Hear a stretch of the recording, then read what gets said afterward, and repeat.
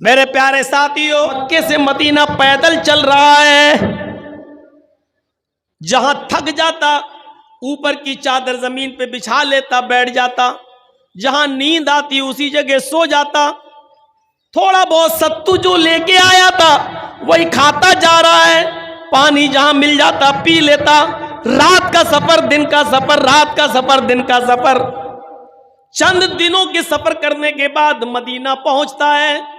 آپ تو اپنی نیند کی قربانی دے کر مسجد میں نہیں آ سکتے ہو، آپ تو ہوٹل پہ چائے پینے بیٹھ گئے اور اذان ہو رہی ہے تو ابھی چائے بنی نہیں ہے، لیکن آپ کو معلوم ہے جب تک چائے پیئیں گے جماعت نکل جائے گی، لیکن آپ چائے کی قربانی نہیں دے سکتے ہو مسجد کے لیے۔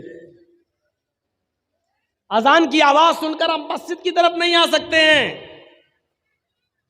ہم دکان پہ بیٹھے ہیں اور اذان کی آواز آ رہی، ہم دکان کی قربانی نہیں دے سکتے ہیں، اور پوچھو تو کہیں گے ہم مومن ہیں، ہم مومن ہیں۔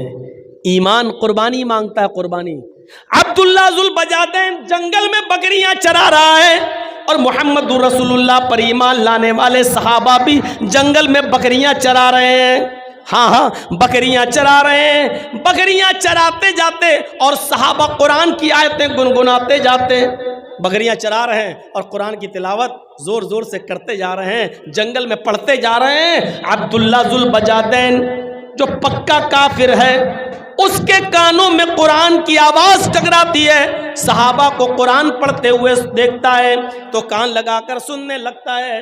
ابھی اس نے چند آیتیں ہی سنی تھی، جنگل میں بکریاں چراتے ہوئے چند آیتیں ہی سنی تھی کہ وہ فوراً اپنی بکریاں لے کر واپس آتا ہے اور اپنے چچا سے کہتا ہے، اے چچا ان بکریوں کو پکڑو، اب میں ان بکریوں کو نہیں چراؤں گا اور آپ کی غلامی سے آزادی چاہتا ہوں، اس لیے کہ آج ہم نے ایک ایسی کتاب سنی ہے، آج ایسی آیتیں سنی ہے، آج ایسا کلام سنا جو کسی انسان کا کلام نہیں ہو سکتا ہے۔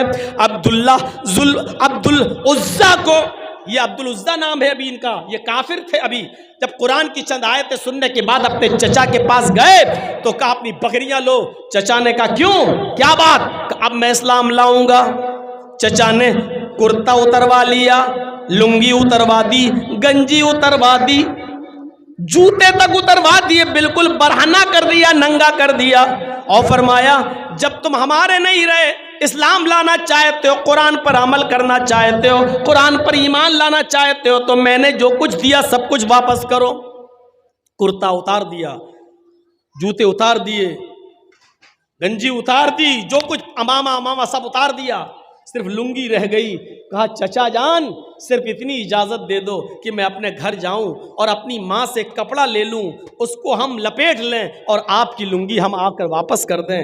چچا کہتا ہے نہیں، اتنی دیر کی بھی اجازت نہیں دوں گا کہ تم اپنے گھر جاؤ، اگر تم اسلام پر عمل کرتے ہو، قرآن پر ایمان لانا چاہتے ہو تو تمہیں لنگی ابھی اتارنا پڑے گی۔ تھوڑی دیر کے لیے عبدالعزیٰ نے سوچا اگر لنگی اتار دوں گا تو بالکل ویسے ہو جاؤں گا جیسے کوئی جانور، بھیڑ بکری۔ پھر سوچا جب ایمان لے ہی آیا ہوں، کلمہ پڑھنے کے لیے تیار ہوں تو یہ قربانی بھی دے دینا چاہیے۔ اپنی لنگی اتاری اور پھینک دی اپنے چچا کے منہ پر، اور چچا کے گھر سے اپنے گھر تک برہنہ، ننگا، کما ولدت امہا، جیسے اس کی ماں نے اسے آج ہی پیدا کیا ہو۔ اس ظالم چچا نے لنگی تک چھین لی اور اپنے چچا کے گھر سے اپنے گھر تک جب آیا تو بالکل برہنہ اور ننگا آیا۔ راستے میں لوگوں نے اس کو ٹوکا، اے عبدالعزیٰ یہ کیا ہو گیا؟ اور عبدالعزیٰ کہتا ہے اب میں مومن ہوں، اب میں مومن ہوں۔ کیسا لگ رہا ہے یہ جملہ؟ اب میں مومن ہوں، یعنی ساری چیزیں اتارتی، اب میں مومن ہوں، یعنی ایمان قربانی مانگ رہا ہے۔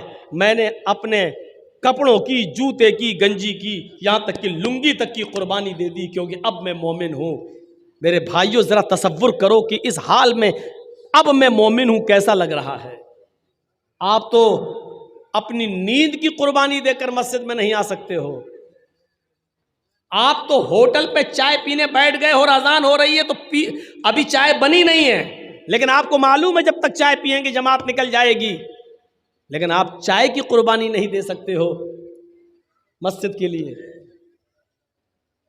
اذان کی آواز سن کر ہم مسجد کی طرف نہیں آ سکتے ہیں. ہم دکان پہ بیٹھے ہیں اور اذان کی آواز آ رہی, ہم دکان کی قربانی نہیں دے سکتے ہیں. اور پوچھو تو کہیں گے ہم مومن ہیں, ہم مومن ہیں. ایمان قربانی مانگتا ہے, قربانی. چچا نے اتنا ہی کہا تھا, اگر تم قرآن پر ایمان لانا چاہتے ہو تو لنگی بھی اتار دو. اور اس نے اجازت اتنی مانگی تھی بس کہ مجھے گھر تک جانے کی اجازت دے دو, صرف لنگی تو ہے, چادر پہن لیں گے اور آپ کی لنگی آپ کو دے دیں گے. کہا کہ نہیں, اگر قرآن پر عمل کرتے ہو, ایمان لانا چاہتے ہو تو لنگی بھی اتارو. اور اس نے پھر لنگی بھی اتاری. ایمان قربانی مانگتا ہے, قربانی. کیسا لگ رہا ہے اس حال میں عبدالعزیٰ کا ایمان. بہرحال جب وہ اپنے گھر پہ جاتا, دروازے کو دستک دیتا, ماں نے دروازہ کھولا. ماں نے دروازہ کھولا تو کیا دیکھا, میرا بیٹا ننگا. بڑا تھا عبدالعزیٰ, اس لیے سر گھما لیا. بیٹے اس حال میں تم اپنی ماں کے سامنے آئے ہو, کیا ہوا؟ میرے دیور نے, تمہارے چچا نے تمہارے ساتھ یہ سلوک کیوں کیا؟ عبدالعزیٰ کہتا, ماں اس لیے کیونکہ میں ایمان لا رہا ہوں, میں قرآن کو ماننا چاہتا ہوں, میں اسلام لانا چاہتا ہوں. میں نے قرآن کی آیتیں سنی, میرا دل آیا ہے, میں قرآن کریم پر عمل کروں گا. ماں وہ کسی انسان کا کلام نہیں, وہ اللہ کا کلام ہے. ماں نے کہا اچھا تو اپنے باپ دادا کا دین چھوڑ دیا؟ کہا ماں باپ دادا کا دین ناقص تھا, ہم نے چھوڑ دیا, محمد کے دین پر ایمان لانے جا رہے ہیں. دروازہ بند کر دیا ماں نے. اگر تو محمد کے رب پر ایمان لاتا ہے, قرآن پر ایمان لاتا ہے, تو میرے گھر کے دروازے بھی تیرے لیے بند. یہ وہ قرآن ہے جس کے لیے اس بیٹے نے اپنے ماں کا دروازہ بھی چھوڑ دیا. ماں میں تجھ سے گھر نہیں مانگ رہا ہوں, روم نہیں مانگ رہا ہوں, زمین نہیں مانگ رہا ہوں. جب تو نے مجھے بیٹا ماننے ہی سے انکار کر دیا ہے تو میں تجھ سے یہ ساری چیزیں کیوں لوں گا؟ ماں تو نے مجھے پیدا کیا ہے اور اب گھر کے دروازے سے باہر نکال رہی ہے, مجھے ایک چھوٹا سا کپڑا دے دے, کوئی چادر دے دے, بس اتنا دے دے کہ میں اس چادر کو, اس کپڑے کو پہن کر مکے سے مدینہ چلا جاؤں اور جناب محمد رسول اللہ کے ہاتھ پر ایمان لے آؤں. ماں نے کہا اچھا ٹھیک ہے. اندر گئی اور ایک چادر اٹھا کر اوپر سے پھینک دی, لے اب تیری شکل مجھے نہیں دکھنی چاہیے. یہ ہے قرآن پر ایمان, اپنے گھر کی بھی قربانی. اب کوئی گھوڑا نہیں ہے, کوئی اونٹ نہیں ہے, کوئی چیز نہیں ہے, چادر کے 2 ٹکڑے کر دیے. جو ماں نے چادر پھینکی اس کے 2 ٹکڑے کر دیے. ایک ٹکڑا پہن لیا اور دوسرا ٹکڑا اوپر ڈال لیا اور چل دیا مکے سے مدینہ. جن لوگوں نے حج یا عمرہ کیا ہوگا وہ اچھی طریقے سے جانتے ہوں گے, کوئی تقریباً 400 کلومیٹر کی دوری. تصور کیجیے آپ, عبدالعزیٰ کے پاس گھوڑا بھی نہیں ہے, اونٹ بھی نہیں ہے, اور مکے سے مدینہ پیدل چل رہا ہے. جہاں تھک جاتا اوپر کی چادر زمین پہ بچھا لیتا, بیٹھ جاتا. جہاں نیند آتی اسی جگہ سو جاتا. تھوڑا بہت ستو جو لے کے آیا تھا وہی کھاتا جا رہا ہے. پانی جہاں مل جاتا پی لیتا. رات کا سفر, دن کا سفر, رات کا سفر, دن کا سفر. چند دنوں کے سفر کرنے کے بعد مدینہ پہنچتا ہے. فجر کی نماز کا وقت ہے. مسجد نبوی میں گھس جاتا ہے اور منبر کے پاس چپکے سے اسی چادر کو اوڑھ کر بیٹھ جاتا ہے. اللہ کے نبی صلی اللہ علیہ وسلم نماز پڑھانے کے لیے فجر کی جب آتے ہیں, منبر کے پاس چھپے ہوئے, چپکے سے بیٹھے ہوئے اس آدمی پہ نظر پڑتی ہے جو چادر اوڑھ کر بیٹھا ہے.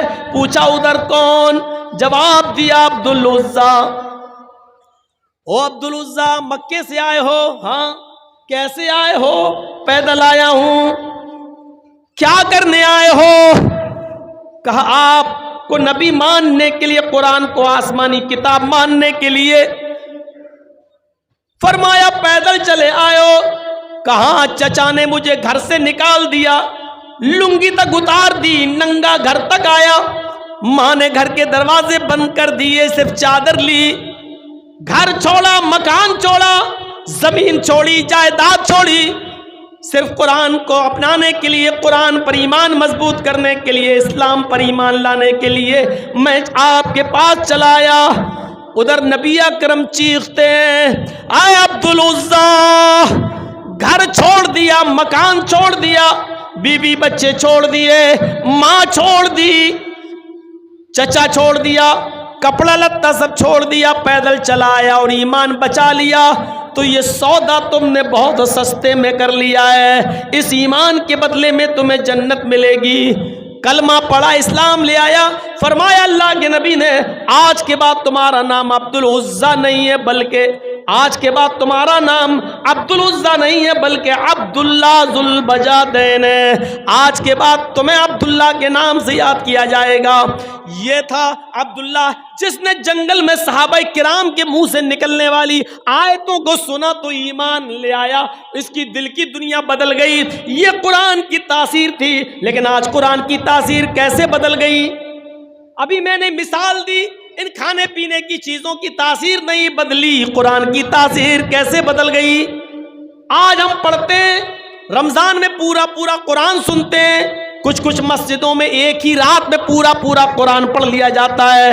نئی دکان، نئے مکان میں کرائے کے ٹٹوؤں کو بلا کر پورا قرآن ایک دن میں پڑھ لیا جاتا ہے. میں پوچھتا ہوں میرے بھائیوں، قرآن آج ہمارے حلق کے نیچے کیوں نہیں اتر رہا ہے؟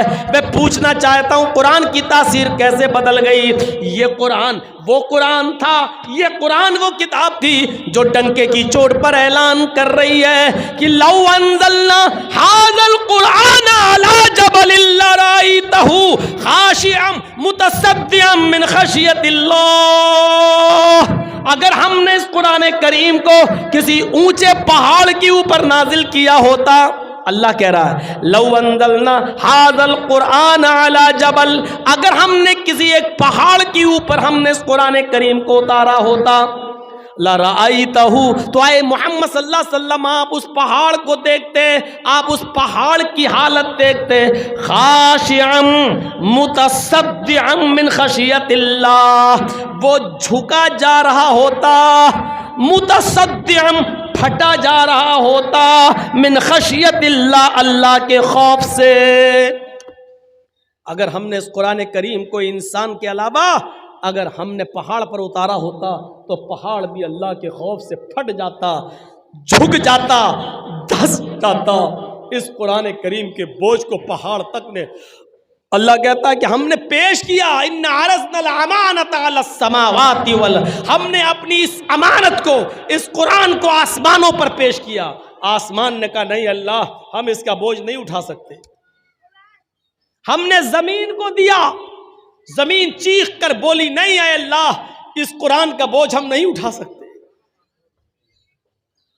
اور جب ہم نے انسان کو یہ قرآن دیا، اپنی امانت دی، تو فوراً اس نے اٹھا لیا. وَحَمَلَهَا الْإِنسَانُ إِنَّهُ كَانَ ظَلُومًا جَهُولًا.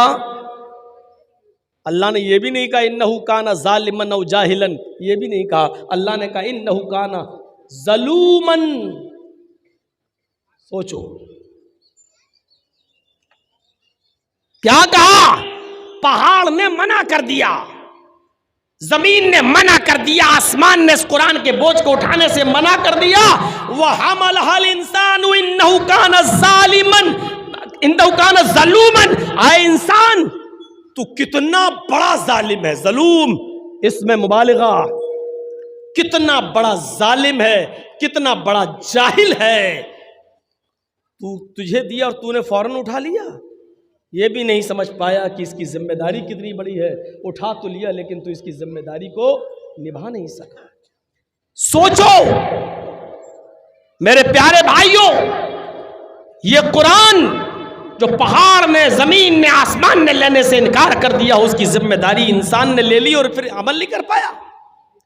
یہ قرآن وہ کتاب ہے جو چیخ کر ڈنکے کی چوٹ پر اعلان کر رہی ہے، چیخ چیخ کر کہہ رہی ہے، سنو، چیلنج کر رہی ہے دنیا والوں کو۔ اللہ رب العالمین نے فرمایا وَإِن كُنتُمْ فِي رَيْبٍ مِّمَّا نَزَّلْنَا عَلَىٰ عَبْدِنَا فَأْتُوا بِسُورَةٍ مِّن مِّثْلِهِ وَادْعُوا شُهَدَاءَكُمْ۔ آئے لوگو، اگر تمہیں اس کتاب کے بارے میں، اس قرآن کے بارے میں ذرہ برابر، رائی کے دانے کے برابر بھی اگر شک ہے، ذرہ برابر بھی سرسوں کے دانے کے برابر بھی اگر شک ہے، یہ محمد نے اپنے پاس سے بنا لی۔ اگر تمہیں ڈاؤٹ ہے کہ یہ اللہ کی طرف سے نازل کی ہوئی کتاب نہیں ہے، یہ محمد اور اس کے ساتھیوں نے بنا لی، اگر تم یہ سمجھتے ہو تو میں تمہیں چیلنج دیتا ہوں، فَأْتُوا بِسُورَةٍ مِّن مِّثْلِهِ، تو قرآن کی سورت کی طرح ایک ہی سورت بنا لاؤ۔ فَأْتُوا بِسُورَةٍ مِّن مِّثْلِهِ، قرآن کی کسی ایک سورت کی طرح کوئی سورت بنا دو، جاؤ بنا کر دکھاؤ۔ قرآن کا یہ چیلنج 1400 سال پہلے بھی تھا، قرآن کا یہ چیلنج 1400 سال کے بعد آج بھی موجود ہے۔ آج بھی بہت سے یہودی عرب ممالک کے اندر عربی بولتے ہیں، آج بھی بہت سے یہودی، چلے جائیے شام میں، چلے جائیے اردن میں، چلے جائیے الجزائر میں، چلے جائیے سعودی عرب کو چھوڑ کر آپ اور دوسرے عربی ممالک میں چلے جائیے، وہاں آج بھی عربی بولنے والے یہودی، عربی بولنے والے عیسائی آج بھی موجود ہیں۔ قرآن کریم کا یہ چیلنج ان کو بھی ہے، تم تو عربی سمجھتے ہو، تم تو عربی بولتے ہو، جاؤ تم قرآن کی سورت کی طرح کوئی ایک سورت بنا کے لے آؤ۔